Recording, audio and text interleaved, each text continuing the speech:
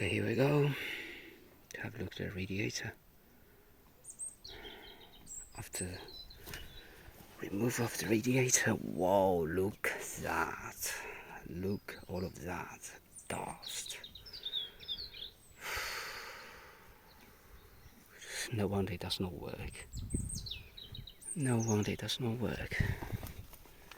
No wonder it gets overheated so quickly. So the radiator originally is like this. Pipe.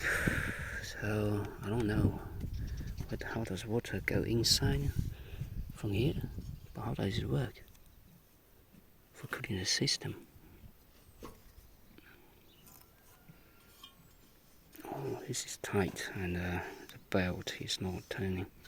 Ow, ow, ow, ow. Oh man, getting myself hurt by the station tractor. The fan seems to be good, no problem.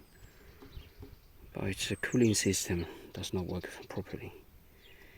It does not start properly, and the cooling system does not work properly.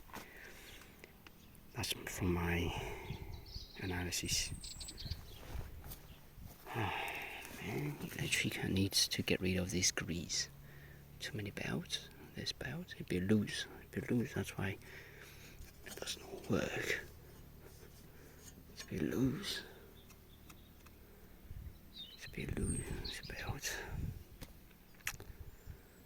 Okay, so the water, I think this is a cooling system.